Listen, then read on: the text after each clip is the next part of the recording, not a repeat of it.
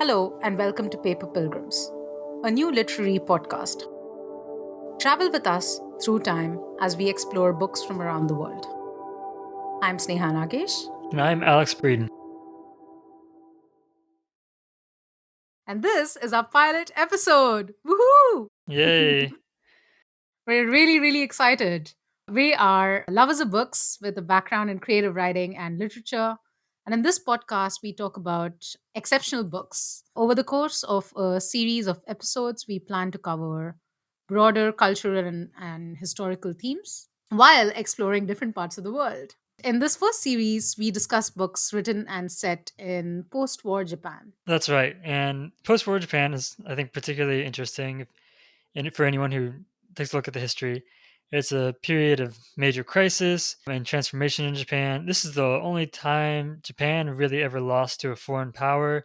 The country was completely devastated economically and physically, and people were going out to the countryside to try to eat tree bark to survive. And also, at the same time, you have liberalization and westernization proceeding at a rapid pace, and then the economy just shoots off higher and higher and higher. So you have this a lot of things going on. And it's a really interesting period, and a lot of really good writers came out of it. Yeah, and I think that's why we sort of picked this as the first theme of our first series because despite a very difficult period where people were in deep sorrow and pain, the publishing industry was one of the first industries to recover, and there was a lot of hunger for books and new ideas, and that's why we picked post-war Japan. So in this first episode, the first book that we'll be talking about is No Longer Human by Dazai Osamu, who was one such writer who wrote in the post-war period in Japan.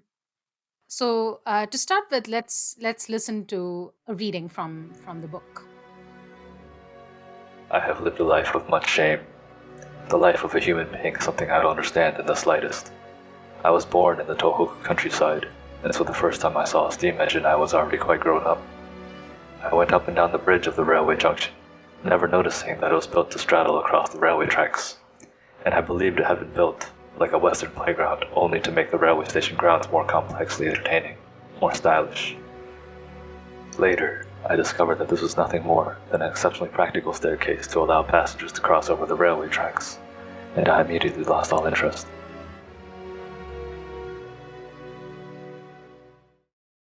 That was the opening passage of No Longer Human by Dazai Osamu, as read by our reader, Bovu.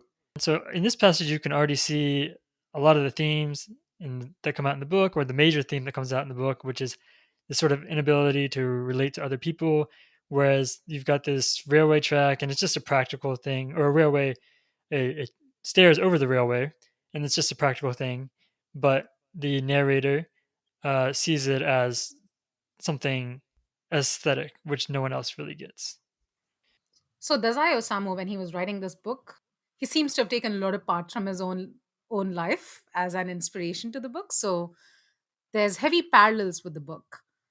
But let's just hear a bit about Dazai. Yeah. So, just to give a quick rundown of his life, I mean, he was born in the countryside, northeast Japan. He had a wealthy family.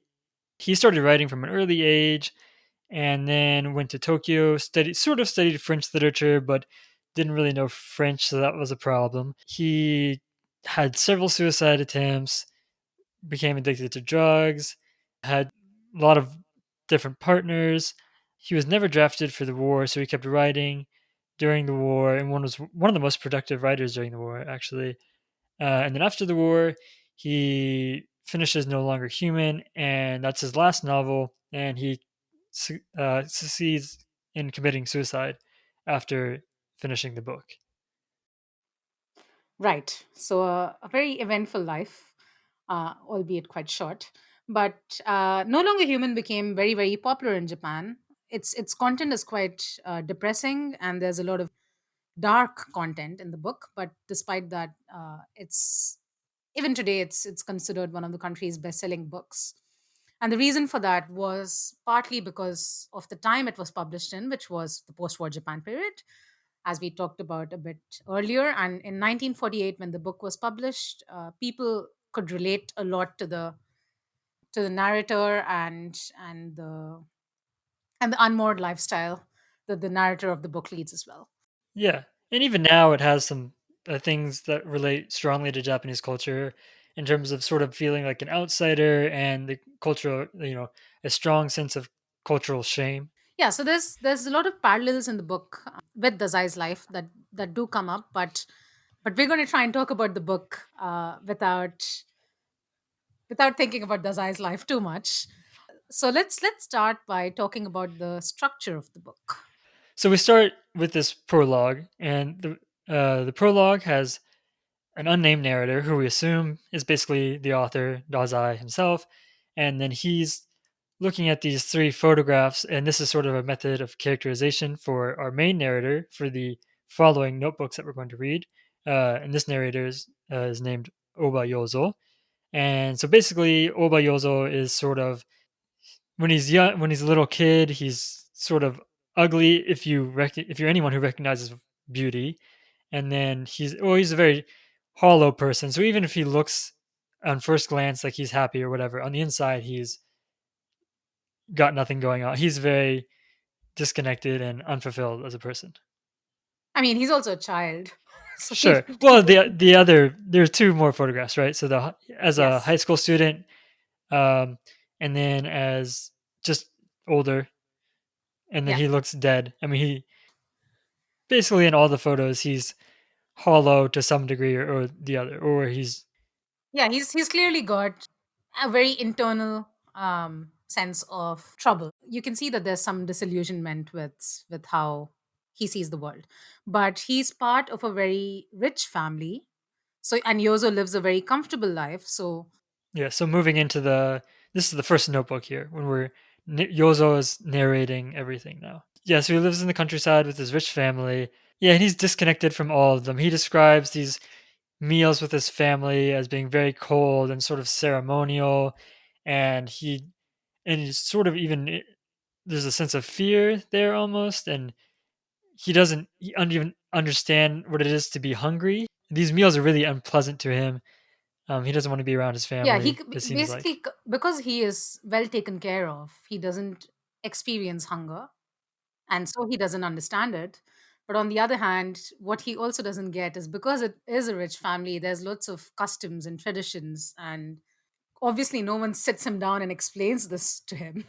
So he just kind of goes about his daily life, sort of seeing it from an outsider's perspective and not really connecting to it. The sort of cold traditional family lifestyle is something that affects him really negatively. That's right. So let's listen to a bit more about how he was feeling.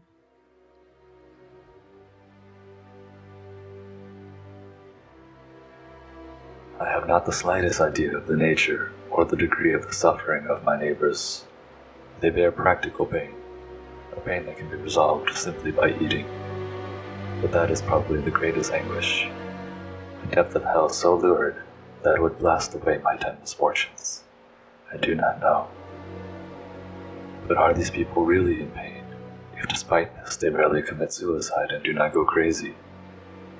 If they manage to discuss political parties, avoid despair, and do not yield in the fight for daily existence? Have they become complete egoists, and moreover convince themselves that this is the natural, not doubting themselves?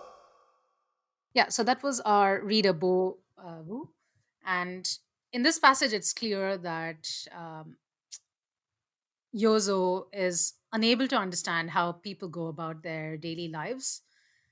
And to be honest, this is something I've thought about myself quite a few times, because sometimes you feel disconnected with the world, and then when you read the news or something like that, it just you cannot connect to how people can find meaning in something that's outside of their lives in a distant land, Yeah. and connect to it.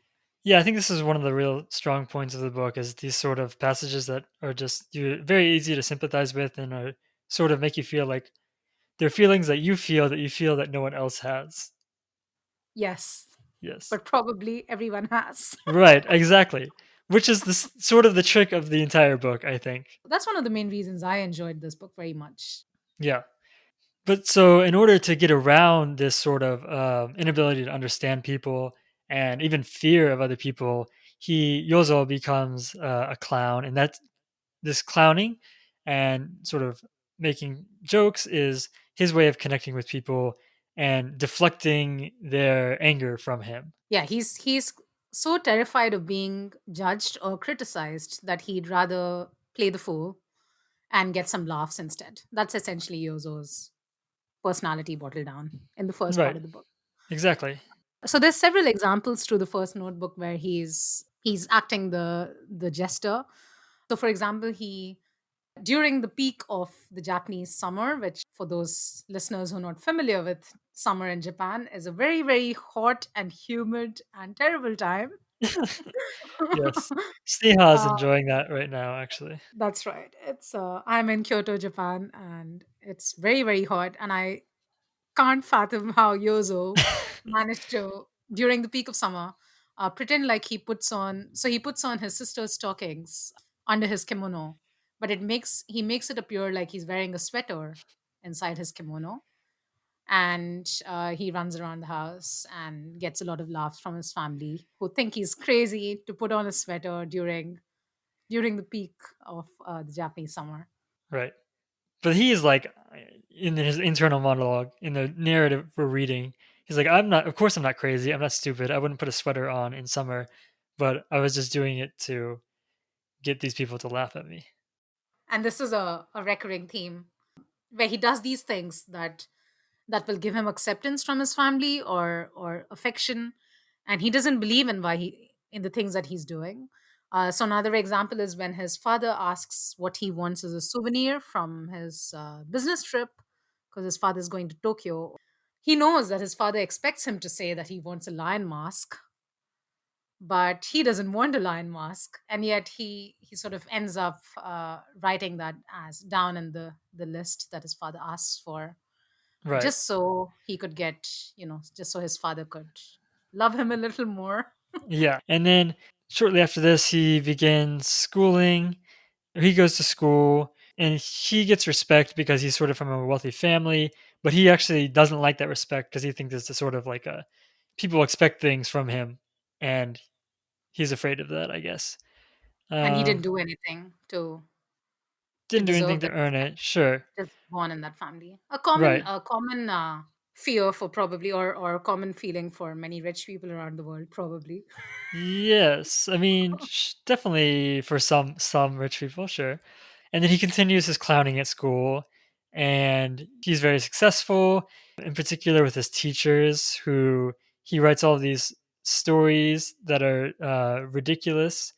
And like he has a story of his mother and him they're on a train somewhere and he pees in a spittoon, even though he knows he's not supposed to. But he pretends like he doesn't know, and then he writes the story down, and then he follows the teacher as the teacher goes to like the sort of teacher room, and then spies on him as the teacher starts reading it and like bursting out laughing. Clearly a master comedian who knows what he's doing, Or he even as a knows how to child. get attention from his teachers, right? Yeah, I think that's the important. He's playing the fool, but right from the start, he sort of knows what pleases people. Yeah, and so he from the start you can see that he kind of knows what to do in order to win their affections. Uh-huh. A very very manipulative state of mind, right from childhood.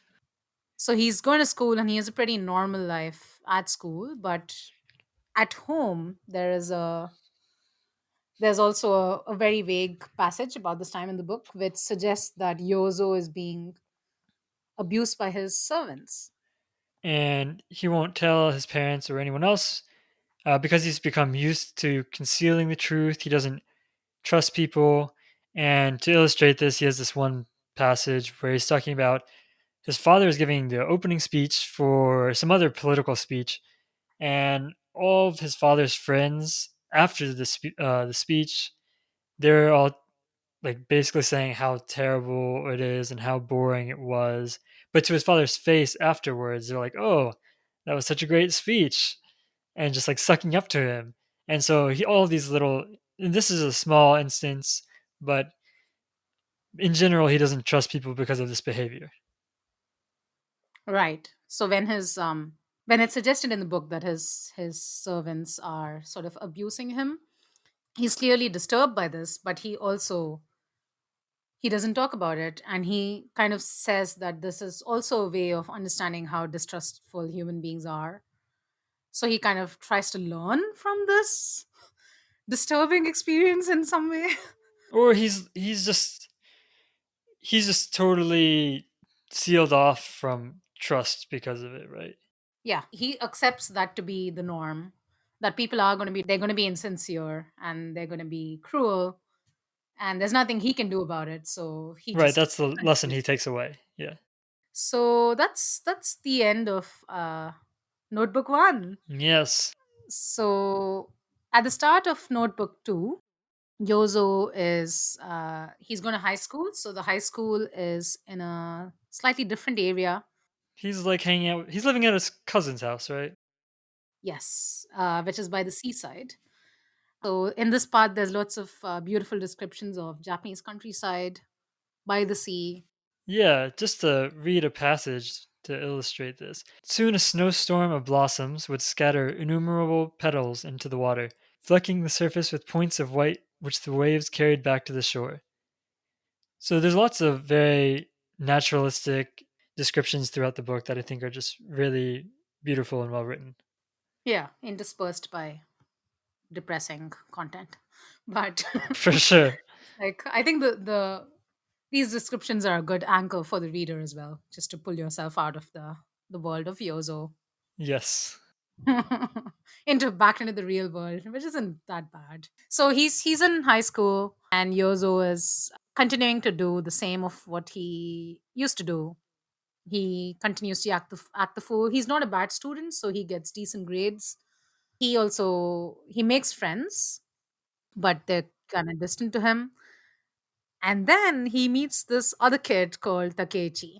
Right. So he's on the playground, sort of, and he's doing some sort of maneuver where he's jumping at a horizontal bar, but he purposely lands on his butt in the sand to make people laugh. But Takeichi is sort of this sort of not the brightest bulb. He sort of seems like out of it, but he's the only one that recognizes that Yozo is just doing this to play the fool and to make people laugh. So he sees through him, and he sees through Yozo and comes up and says this to him.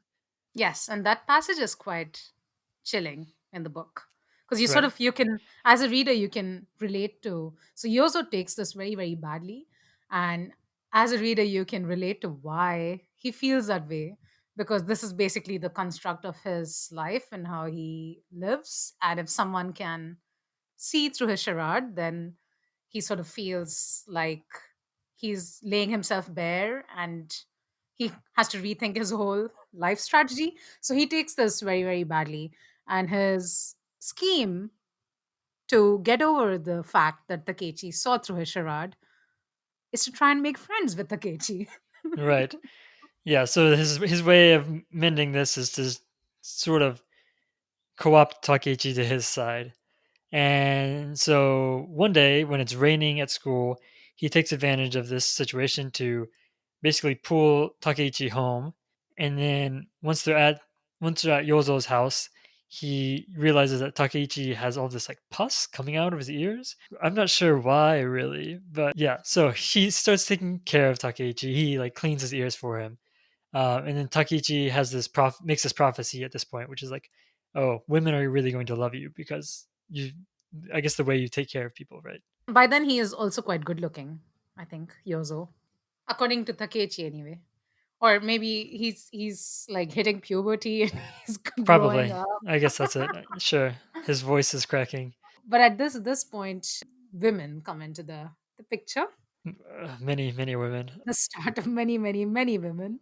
The way he introduces the women is that he doesn't understand them, of course, but they're harder to understand than men, and the pain they cause is worse because men are just simple, sort of brutal physical pain, like a whip, is what he compares it to, and whereas women are more like internal bleeding. That's one way of describing it. Jeez. But I think Uh, obviously I think there's a certainly undertones of misogyny in this book, but you could also read that as yeah, like friends can cause you pain, but like love is involved, it can cause you much deeper psychological pain, right? yeah, Yozo is, he can't stay away from women despite whatever he says. He still very much, women become a part of his very core. Which is probably why they cause he's more afraid of them because he feels closer to them maybe. Yes, perhaps. We see how Yozo starts interacting with women, and how women interact with him. For the most part, they see him as a, they don't really see the inner suffering. They just see a funny, good looking ish guy who they can connect with. So he starts to take advantage of that as well over time. But so there's examples where his, because he lives in a house where there's lots of women cousins or kind of distant cousins, and then they come and they put glasses on him, and then they say he looks like a Hollywood star. I'm sure he enjoyed that. He enjoys that because, Yes. yeah, they say that he looks like a Harold Lloyd, and he just pretends that he is Harold Lloyd and makes lots of jokes. And Harold Lloyd is sort of like a Charlie Chaplin or Buster Keaton. And there's several instances like this. Also, a lot of his cousins just come into his room. One of his cousins comes into his room and she is crying. Yozo just comforts her, and then she asks him to give her a book. And that's when he gives her Natsume Soseki's I'm a Cat. Right. And Natsume Soseki is one of the major Japanese writers, and I Am a Cat is a comedic piece. It's really funny, but it makes sense with Yozo's character being the sort of gesture. Meanwhile, Yozo's relationship with Takechi continues is to advance. They've sort of become friends in his Yeah, twisted they definitely version of become friendship. friends. It's a sort of comfort to Yozo that he can be himself in entirety with someone else who's now on his side. So Takechi is not gonna betray his fake persona to the world. And more than that, like Takeichi is helping him develop as a person, right? Because he also really introduces Yozo to art. Takeichi brings Yozo Van Gogh's self portrait, and because of this, like Yozo is so impacted by it, he feels like he wants to become an artist and he wants to be with all these other artists he says all these artists paint like monsters and sort of distorted things, and he's like, oh, I feel the same way as these artists because these artists see all these really horrible things the same way I see horrible things. Inside of myself Or yeah, inside of myself, inside of or in the humanity and world. other Yeah. people. Yeah. Yeah, so he also starts Yozo starts to paint his own portraits as well, which he sometimes, the only person he shows them to is Takechi, Right. and Takechi is very impressed. After this point, Yozo moves to Tokyo, where he goes to art school. And but he can't really stand communal life. He's in a dorm for a while, but he quickly moves out and moves in with his father, who's a politician in Tokyo. And then here, I think there's a passage that just shows you the level of detail that you can dig into in this book. Because when he's talking about he's living at his father's house in Tokyo, but he's not really going to any of the sites in Tokyo. And the sites he lists are Meiji Shrine, the tomb of the 47 Ronin, and I think it's a statue of Kusunoki Masahige. And all of these are symbols of loyalty and communalism, so that he's rejecting basically. And then at this time, Yozo also makes a new friend who's called Horiki, who is at the art school, and Horiki is introduces Yozo to the wonderful world of alcohol and prostitution and also communism. So it's a Yozo suddenly, he's experiencing different aspects of the world that he's not experienced before, and he goes very very deeply into each of them. He certainly Yeah, starts drinking a lot, which affects him considerably. yeah, and this dissolute lifestyle is part of the broader literary post-war movement called buraiha, which is sort of, you can translate as libertinism, I guess. But all these other authors were also writing about prostitution and alcohol, and just getting smashed and being living a really dissolute hedonistic lifestyle basically. I mean, which makes sense during the post-war period if you've just. Right, you've lost all of your previous values. But Yozo certainly takes it to another level. But yeah, he drinks a lot. He feels a lot of social anxiety, and and by being in the company of Horiki, it's just sort of like love and hate relationship because Horiki is sort of his friend. I mean, he's really his only friend. But when they're together, Yozo kind of lets Horiki do all the chatting because he doesn't Right, really want to talk to him. which I totally get. It's like it's nice to have if you're really introverted and it can just be exhausting to sort of have to make conversation all the time. So if you have someone that just sort of runs their mouth, then it's like, oh, I can forget it. I can just relax and not worry about it. Yeah, so there's probably a lot of people who feel like Yozo, but Yozo takes this to mean that he is sort of, yeah. This is kind of, I think by this notebook, it's become clear that he has a very, well, he has an inferior complex about himself, and he feels like he doesn't really deserve to live. Doesn't live deserve to be on this planet. Such a weak connection to everything and such low self-esteem, self-efficacy. And every day is a struggle, and Right. and every alcohol consumption gets him deeper and deeper into himself and into his own twisted, dark thoughts. But this also makes it a very interesting read because as a reader, you get a lot of insight into the deep workings of this twisted thought, which normally, like we were saying before, we might experience that in daily life, but you're just not expressing that to that level of detail, and then Yeah. you just forget about it and you move on to the next day, but not Yozo. No.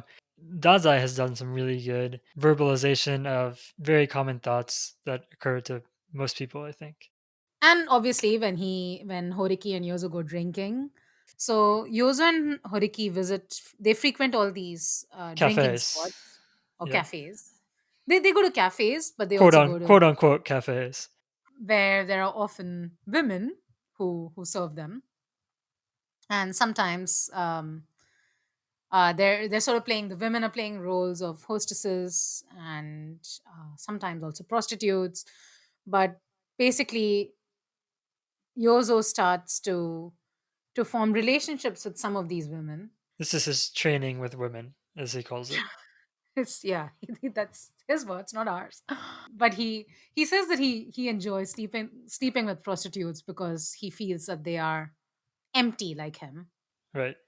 which is an interesting way to put it. It feels like a transaction, probably, and then he probably feels like that because of that, there's not a lot of weight in the reaction, not a lot of emotional weight, is how I would interpret that.